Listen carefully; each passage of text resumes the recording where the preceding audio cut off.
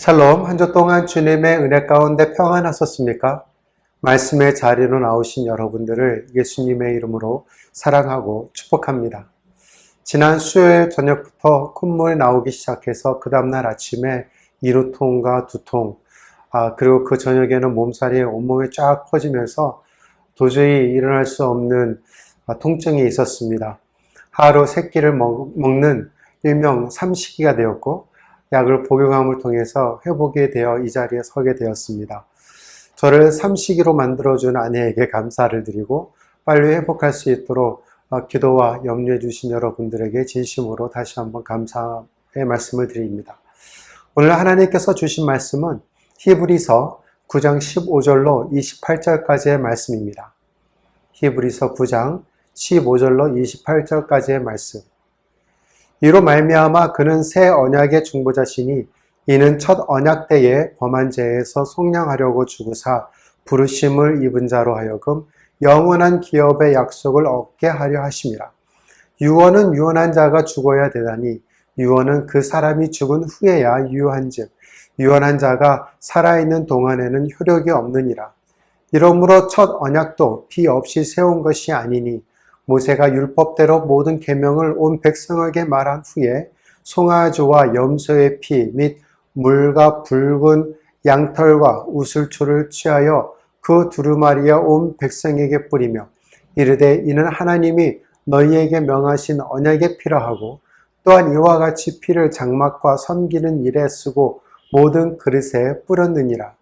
율법을 따라 거의 모든 물건이 피로서 정결하게 되나니 피 흘림이 없은즉 사함이 없느니라.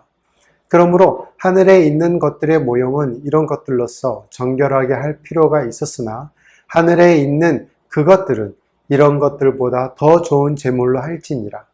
그리스도께서는 참 것의 그림자인 손으로 만든 성소에 들어가지 아니하시고 바로 그 하늘에 들어가사 이제 우리를 위하여 하나님 앞에 나타내시고 대제사장이 해마다 다른 것의 피로써 성소에 들어가는 것 같이 자주 자기를 드리려고 아니하실지니 그리하면 그가 세상에 창조한 때부터 자주 고난을 받아야 할 것이로되 이제 자기를 단번에 제물로 드려 죄를 없이 하시려고 세상 끝에 나타나셨느니라. 한 번 죽는 것은 사람에게 정해진 것이요 그 후에는 심판이 있으리니 이와 같이 그리스도도 많은 사람의 죄를 담당하시려고 단번에 들이신 바 되셨고 구원에 이르게 하기 위하여 죄와 상관없이 자기를 바라는 자들에게 두 번째 나타나시리라. 아멘. 2022년 이번 대선 동안 유권자들은 2명의 경선 후보인 윤석열과 이재명에 대해 많이 들었습니다. 반면에 제3당 및 군수정당 후보자에 대해서는 덜 듣게 되었죠. 그들 중에 가장 흥미로운 후보자가 있었는데요. 바로 국가혁명당 허경영 씨입니다. 생소한 이름은 아닐 거예요.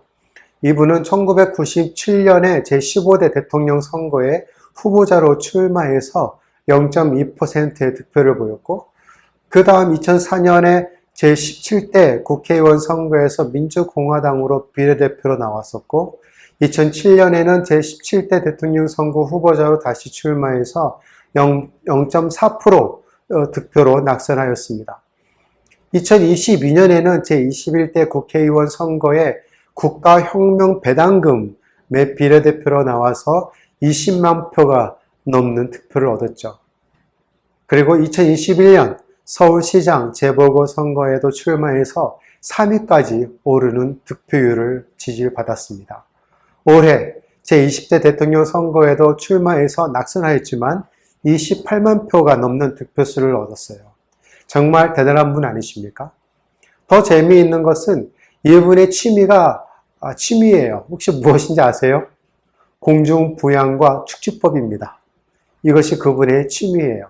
애창곡은 놀랍게도 은하철도 999입니다. 힘차게 달려라 은하철도 999 은하철도 999. 또한 이분은 2009년에 싱글 앨범 Call Me를 통해 가수로 데뷔하기도 했습니다. 허경영 씨에 대한 자료를 찾다가 보니까 재미있는 것을 발견했는데요. 출처는 허경영 총재가 신인인 이유에서 발췌한 내용을 말씀을 드리겠습니다. 허경영 씨는 신의 아비타와 비슷한 신인이라고 주장을 하고 있어요.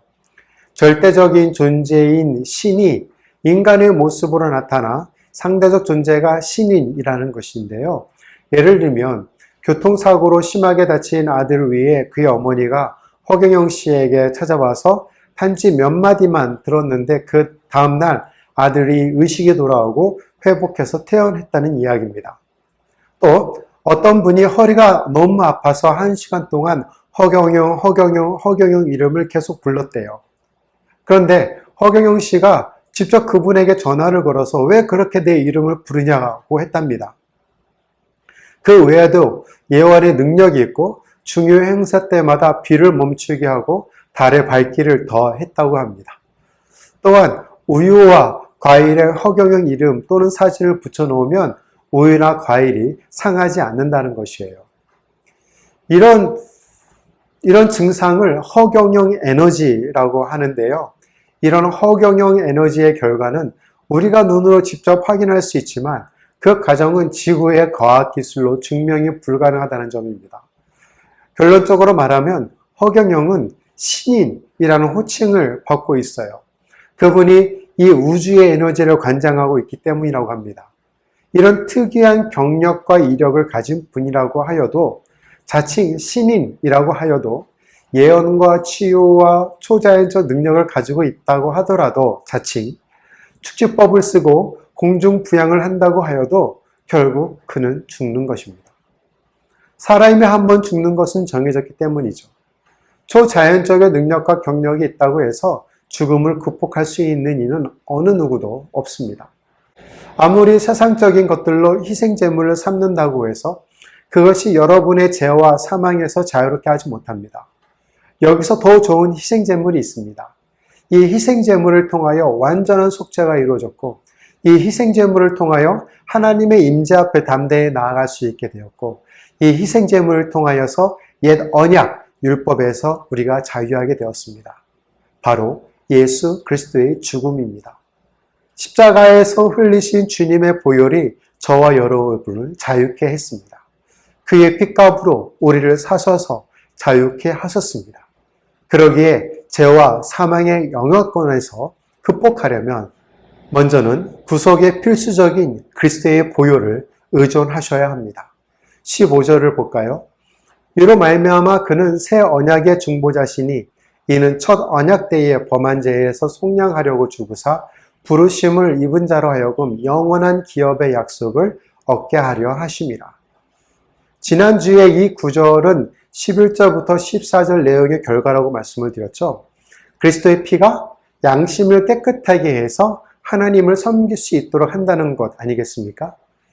이와 같이 그리스도의 구속적인 십자가의 죽음을 통해서 종말론적 구속을 성취하신과 더불어 하나님께 자기 백성과 맺기로 약속하신 새 언약을 실현하셨다는 것입니다. 뿐만 아니라 하나님의 부르심을 입은 자들로 하여금 영원한 기업의 약속, 즉 영원한 구원을 얻도록 하셨다는 거예요. 여러분을 자유롭게 하는데 절대적으로 필요한 것은 초자연적인 능력이나 예언이나 치유의 은사가 아닙니다. 바로 오직 그리스도의 보혈뿐입니다. 그러니 죄로부터 여러분을 구원하신 그리스도의 십자가의 죽음을 믿으십시오. 그렇다면 아무 흠도 없으신 그리스도께서 왜 죽으셔야만 했을까요? 그것은 새 언약을 이루기 위함입니다. 에스겔 18장 4절을 보시면 모든 영혼이 다 내게 속한지라 아버지의 영혼이 내게 속한 길이 그의 아들의 영혼도 내게 속하였나니 범죄하는 그 영혼은 죽으리라. 동일한 20절 말씀 범죄하는 그 영혼은 죽을지라 아들은 아버지의 죄악을 담당하지 아니할 것이요 아버지는 아들의 죄악을 담당하지 아니하리니 의인의 공의도 자기에게로 돌아가고 악인의 악도 자기에게로 돌아가니라.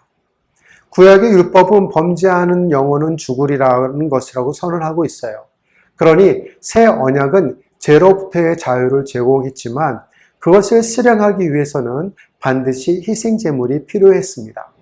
율법에 의하면 거의 모든 것이 다 피로써 깨끗하게 되고 피 흘림 없이는 죄의 용서도 없기 때문이죠. 그래서 불완전하고 일시적인 동물의 피보다 완전하고 영원한 그리스도의 피가 필요했던 것입니다. 16절로 17절 말씀, 유언은 유언한 자가 죽어야 되나니 유언은 그 사람이 죽은 후에야 유효한즉 유언한 자가 살아있는 동안에는 효력이 없느니라. 이 단락에서 설명하고 있는 것처럼 유언은 언약과는 달리 반드시 죽음을 전제로 하는 것이죠. 그리스도께서 새 언약의 중보자가 되기 위해서 어떻게 되어야 한다는 것입니까? 네, 죽어야 한다는 것이에요. 이런 죽음의 필요성은 언약의 절차에서도 비롯되는데요. 구약에서 언약의 비주는 희생제물에 의해서 보증되기 때문입니다. 그래서 그리스도는 이러한 새 언약의 비준을 위한 희생제물로서 하나님께서 자기 백성과 맺고자 하시는 새 언약을 이루기 위해서 오셨고, 그리스도를 믿는 자마다 영생을 얻게 하는 새 언약의 효력이 발휘되도록 죽으셔야만 했습니다. 유언의 효력은 유언을 한 사람이 죽을 때 나타나기 때문이죠. 그 이전에는 아무런 효력이 없잖아요. 마찬가지로 그리스도도 하나님의 뜻을 이루기 위해서 반드시 죽으셔야만 했습니다. 하나님의 새 언약이 실현되기 위해서 그리스도께서는 반드시 죽으셔야만 했어요. 우리는 지난 시간에 히브리서 8장에서 새 언약을 세운 이유에 대해 살펴보았습니다. 새 언약을 그들의 생각에 두고 그들의 마음에 기록하며 그들에게 하나님이 되고 그들은 하나님의 백성이 되도록 하는 것, 그리고 불의를 궁일이 여기시고 다시는 죄를 기억하지 아니하시겠다는 하나님의 새 언약, 약속. 하나님께서 이런 새 언약만 세우시고 이 새 언약의 비준과 실현을 위해서 언약을 세우신 하나님께서 죽으셔야만 했어요. 그래야 그 언약에 효력이 있기 때문입니다. 그래서 예수 그리스도께서 십자가의 죽음을 통해서 새 언약을 완성하신 것이에요. 이로 인해서 우리는 내면의 정결과 하나님과의 관계를 온전하게 이룰 수 있게 되었습니다. 하나님은 우리의 아버지가 되시고 우리는 그분의 자녀로 말이죠. 율법의 속박 아래에서 죄와 사망의 그늘에 앉아 있던 우리를 예수 그리스도를 믿음으로 구원의 은혜 속에 영원한 구원에 있게 된 것입니다. 즉, 여러분의 내적 정결함을 이룰 수 있고 하나님과의 친밀한 관계를 형성을 가질 수 있도록 하는 것, 이것이 새 언약 속에 있는 하나님의 뜻입니다. 이 하나님의 뜻을 위하여 예수 그리스도는 십자가에서 피를 흘리셔야만 했어요. 그것은 마치 옛 언약인 모세의 율법과 같은 것입니다. 18절에서 20절을 볼까요? 이러므로 첫 언약도 피 없이 세운 것이 아니니 모세가 율법대로 모든 계명을 온 백성에게 말한 후에 송아지와 염소의 피 및 물과 붉은 양털과 우수초를 취하여 그 두루마리와 온 백성에게 뿌리며 이르되 이는 하나님이 너희에게 명하신 언약의 피라 하고, 이러므로 첫 언약도 피 없이 세운 것이 아니니. 구약의 제사의식에서 희생제물이 대표하여 피 흘림으로 언약의 효력을 나타내었다는 사실입니다. 그러기에 모세의 율법대로 모든 계명을 백성에게 말한 뒤에 짐승의 피를 취해서 언약책과 온 백성에게 뿌리고 이것은 하나님께서 여러분에게 명하신 언약의 피입니다 라고 말하였습니다. 마찬가지로 새 언약에서도 대리자의 죽음을 통해 언약의 효력이 발생하게 되는데요. 이와 같이 옛 언약이든 새 언약이든 간에 유언의 효력이 발생되기 위해서는 죽음이 필수적인 조건이었다는 사실입니다. 다시 말씀을 드려서 새 언약과 마찬가지로 옛 언약도 피 흘림으로 효력을 발생했습니다. 구약에서 옛 언약을 이루기 위해 동물의 피를 흘렸죠. 신약에서도 새 언약을 이루기 위해 동물의 피가 아닌 그리스도의 피를 흘리셔야만 했어요. 그리스도의 보혈은 새 언약을 성취하는 데 필수적이었기 때문에 그렇습니다.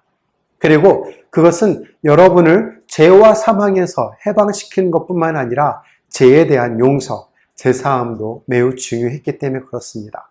21절로 22절 말씀. 또한 이와 같이 피를 장막과 섬기는 일에 쓰는 모든 그릇에 뿌렸느니라. 율법을 따라 거의 모든 물건이 피로써 정결하게 되나니 피 흘림이 없은즉 사함이 없느니라. 모세는 모든 것을 정결하기 위해 피를 뿌렸습니다. 왜냐하면 피는 용서에 절대적으로 필요한 것이기 때문입니다. 그것 없이는 죄로부터의 해방이 없습니다. 그러기에 죄인의 생명을 얻기 위해서는 생명이 있는 피 흘림이 필요했어요. 레위기 7장 11절 말씀. 육체의 생명은 피에 있음이라. 내가 이 피를 너희에게 주어 제단에 뿌려 너희 생명을 위하여 속죄하게 하였나니 생명이 피에 있으므로 피가 죄를 속하였느니라. 첫 언약에서는 희생 제물의 피를 통해서 죄 사함을 얻고 생명을 소유할 수 있었으며 새 언약에서는 그리스도의 피를 통해서 온전한 사함과 생명을 얻게 되었습니다. 따라서 피 흘림은 죄 사함을 얻기 위한 절대적인 조건이라는 사실이죠. 십자가에서 예수님은 여러분의 죄값을 치르셨습니다. 주님께서 그렇게 하셨기 때문에 여러분의 죄가 아무리 악질이라고 하더라도 하나님께서는 주님의 보혈 때문에 여러분을 죄에서 용서해 주실 수 있는 것이에요. 그리스도의 피는 새 언약을 성취하는 데 필수적입니다. 그리스도의 피는 여러분을 죄에서 해방시키시는데 필수적입니다. 그리고 그리스도의 피는 여러분을 위해 천국을 준비하시는데 필수적이었습니다. 23절. 그러므로 하늘에 있는 것들의 모형은 이런 것들로서 정결하게 할 필요가 있었으나 하늘에 있는 그것들은 이런 것들보다 더 좋은 제물로 할지니라. 하늘에 있는 것들과 그 모형인 지상에 있는 것들을 비교해서 희생 제물의 피와 그리스도의 피를 대조시키고 있어요. 지상에 있는 것들은 동물의 피로서 정결케 되었다 할지라도 그것은 외형적인 정결만 되는 거잖아요. 하늘에 있는 그것들은 더 좋은 제물이 필요했던 것이에요. 즉 그리스도의 피를 통해서 영적이고 내적인 양심까지 정결할 수 있는 것, 그것이 무엇이죠? 오직 그리스도 피밖에 없습니다. 왜냐하면 그리스도인들은 하나님이 거하시는 거룩한 성전이기 때문에 그렇습니다. 에베소서 2장 22절 말씀. 너희도 성령 안에서 하나님이 거하실 처소가 되기 위하여 그리스도 예수 안에서 함께 지어져 가느니라. 아멘. 천국의 모형에 불과했던 구약의 성막을 정결케 하기 위해서는 동물의 피가 필요했습니다. 반면에 천국은 더 좋은 제물, 곧 하나님의 독생자 예수 그리스도의 피를 필요로 한 것이죠. 대제사장으로서 예수님은 자기 피를 가지고 우리를 위하여 하늘 성소, 천국에 들어가셨습니다. 24절.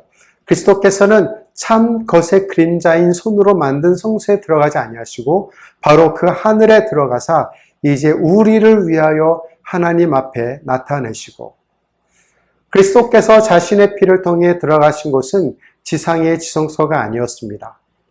지상의 이 성소는 단지 외형적인 것만을 속죄하는 불완전한 것이었잖아요.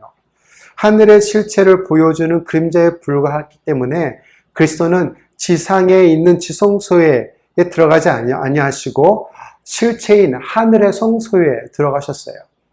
그리스도께서 하나님이 거하시는 성소인 참 하늘에 들어가신 것은 지성소에 들어가는 대제사장들처럼 희생 제사를 드리기 위해 들어가는 것이 아니에요.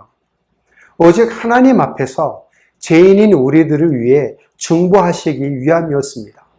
오직 예수 그리스도의 피만이 우리를 위해 천국을 준비하시기 때문입니다. 그러기에 여러분의 죄를 위해 죽으시고 다시 살아나신 그리스도를 의지하셔야 해요. 여러분이 죄와 사망의 영향권에서 극복하기 원하신다면 구속, 속죄를 위해 필수적인 그리스도의 피를 의존하셔야 합니다. 그리고 구속에도 효과적인 그리스도의 보혈을 의지하셔야 해요. 여러분을 자유케 하실 수 있는 그리스도의 십자가를 의지하십시오. 여러분의 모든 죄에서 건져낼 수 있는 그리스도의 죽음을 믿으십시오. 25절로 26절입니다. 대제사장이 해마다 다른 것의 피로써 성소에 들어가는 것 같이 자주 자기를 드리려고 아니하실지니 그리하면 그가 세상을 창조한 때부터 자주 고난을 받았어야 할 것이로되 이제 자기를 단번에 제물로 드려 죄를 없이 하시려고 세상 끝에 나타나셨느니라. 구약의 대제사장들은 1년에 한 번씩 속죄일에 자신과 이스라엘 백성 전체의 죄를 속죄하기 위해서 희생 제물의 피를 가지고 지성소에 들어간다고 여러 번 말씀을 드렸습니다. 이러한 속죄 행위는 매년, 자주 반복되었어요. 이런 속죄 행위를 위해 매년 다른 희생의 제물의 피를 필요로 했습니다. 그러나 구속사역을 위한 더 나은 제물, 그리스도의 희생은 영원한 효력을 갖고 있기 때문에 구약의 제사장처럼 자주 반복적으로 드릴 필요가 없어요. 그래서 그리스도께서 오직 단번에 희생제물로 자신을 드림으로 죄를 완전히 제거하셨습니다. 그리스도의 피는 여러분의 죄 문제에 대한 영원한 해결책입니다. 그리스도의 피는 여러분의 죄를 단번에 없애주셨습니다. 만약 그리스도의 피가 없었다면 우리는 매년, 매번 자주 동물의 희생제물을 가지고 성전에 들어가 죄를 고백하며 제사를 드렸어야 할 것입니다. 왜요?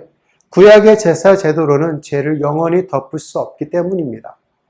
오직 예수 그리스도와 관계를 맺을 때는 우리의 모든 죄를 깨끗하게 정결케 될 수 있습니다. 예수 그리스도는 여러분의 모든 죄, 과거, 현재, 미래까지 지은 모든 죄를 단번에 해결하셨습니다. 할렐루야. 여러분도 알다시피 예수님은 십자가에서 돌아가셨을 때 여러분의 모든 죄를 단번에 없애주셨어요. 그 결과 주님은 더 이상 여러분의 죄를 기억하지 않으십니다. 그러므로 하나님의 아들 예수 그리스도의 피로 모든 것을 씻으셨기 때문에 더 이상 죄에 대해 부끄러움을 느낄 필요가 없으세요. 죄와 사망의 삶에 미치는 파괴적인 영향을 극복하고 싶다면 종교 의식에 의존하지 마십시오. 그리스도의 피, 주님의 보혈을 의지하십시오. 다른 종교 체계와 달리 그리스도의 피는 여러분의 죄 문제에 대한 영구적이고 강력한 해결책이기 때문에 그렇습니다. 그것은 주님을 믿는 모든 사람을 완전히 구원하기 때문입니다. 27절로 28절입니다. 한 번 죽는 것은 사람에게 정해진 것이요 그 후에는 심판이 있으리니 이와 같이 그리스도도 많은 사람의 죄를 담당하시려고 단번에 들이신 바 되셨고 구원에 이르게 하기 위하여 죄와 상관없이 자기를 바라는 자들에게 두 번째 나타나시리라. 사람이 태어나서 한 번 죽는 것은 정해진 이치이며 하나님의 섭리입니다. 이것에 어느 누구도 역행할 수가 없죠. 왜냐하면 이 죽음은 불가항력적인 것이고 최종적인 것이기 때문입니다. 그리고 죽음 이후에 모든 사람들은 심판을 받게 됩니다. 사람은 누구나 한 번 죽습니다. 환생이 없고 죽음 이후에는 두 번째 기회도 없습니다. 사람은 한 번 죽고 그 후에는 심판만 있을 뿐입니다. 예수 그리스도도 마찬가지이십니다. 주님도 한 번 죽으셨습니다. 그런 다음 그분은 우리의 죄값을 치르기 위해 자신의 흘린 피를 하늘로 가져가셨고 곧 이 죄로 저주받은 온 세상에서 온전한 구원을 위해 다시 오실 것입니다. 이 구절을 구약의 종교체계의 맥락에서 이해하셔야 되는데요. 속죄제의 대상은 동물의 희생의 피를 가지고 해마다 성전의 지성소에 들어가게 됩니다. 만약 대제사장이 잘못을 하면 지성소에서 목숨을 잃을 수도 있기 때문에 두려운 시간이었을 것입니다. 마찬가지로 백성들에게도 그 시간이 두려운 시간이었을 거예요. 하나님께서 자기들의 희생을 받아들이셨는지 알아보기 위해 대제사장이 지성소에서 살아서 나오기를 간절히 기다렸기 때문입니다. 만약 대제사장이 돌아오지 않는다면, 즉 지성소에서 죽임을 당한다면 하나님께서 그들에게 진노하셨다는 것으로 알고 있었기 때문에 그렇습니다. 만약 대제사장이 지성소에서 돌아오면 하나님께서 그들의 희생을 받으신 것으로 알았고 그들은 또 1년 동안 무사할 수 있었다는 것이에요. 이와 같이 우리의 대제사장이신 예수님도 자신의 피로 하늘의 지성소에 들어가셨어요. 이제 우리는 하나님께서 우리를 대신하여 자신의 아들의 희생을 받으셨음을 알기 때문에 주님의 재림을 간절히 기다리는 것입니다. 우리는 또한 우리의 죄가 한 해 동안만이 아니라 영원토록 덮어 씌워졌다는 사실도 알 수 있어요. 그러므로 만일 여러분의 삶에서 죄와 사망으로부터 극복하기를 원하신다면 여러분의 구속을 위해 필수적이고 효과적인 그리스도의 피에 의존하십시오. 주님의 보혈은 영원하고 강력하여 여러분의 모든 죄를 단번에 없애셨습니다. 한 예화를 들며 말씀을 맺도록 하겠습니다. 한 개구장이 소년이 새총을 가지고 놀다가 실수로 할머니의 애완용 오리를 맞아 죽이게 했어요. 그때 놀라고 겁에 질린 이 소년은 아무도 본 적이 없다고 생각해서 죽은 오리를 뒤뜰에 묻었습니다. 나중에 그 소년은 여동생이 그것을 보았던 것을 알게 되었어요. 오빠의 비밀을 안 여동생은 그것을 활용하기 시작했습니다. 설거지를 하거나 쓰레기를 버리거나 방 청소를 할 차례가 되면 여동생은 오빠 오리를 기억해 라며 귀에 속삭였죠. 그러면 이 소년은 어쩔 수 없이 여동생이 해야 할 일들을 대신해 주었습니다. 여동생의 행동에 화가 난 이 소년은 할머니에게 가서 사실을 고백하기로 했어요. 그리고 그는 할머니에 가서 자신이 실수로 애완용 오리를 죽인 일을 고백했습니다. 그런데 놀랍게도 할머니는 그 소년을 꼭 껴안고 이렇게 말씀하셨어요. 나는 부엌 싱크대에서 네가 한 행동을 다 보았단다. 그리고 그때 나는 이미 너를 용서했어. 다만 너의 동생의 협박에 질려 언제쯤 나에게 찾아올까 하는 생각만 있었단다. 예수님께로 나아가십시오. 주님께 여러분의 죄를 고백하십시오. 죄와 속박의 사실에서 여러분을 자유롭게 해줄 수 있는 분은 오직 주님뿐밖에 없습니다.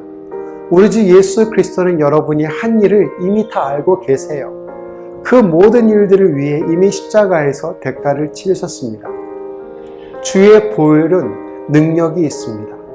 새 찬송가 268장 죄에서 자유를 얻게 하고 가사를 읽으면서 마치도록 하겠습니다.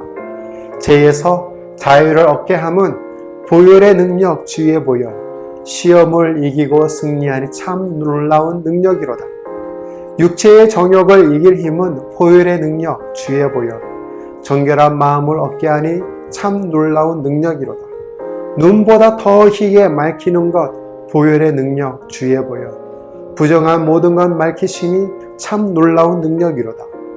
구주의 복음을 전할 제목 보혈의 능력 주의 보혈, 날마다 나에게 찬송 주니 참 놀라운 능력이로다. 주의 보혈 능력이 있도다. 주의 피 믿으오. 주의 보혈 그 어린 양의 매우 귀중한 피로다.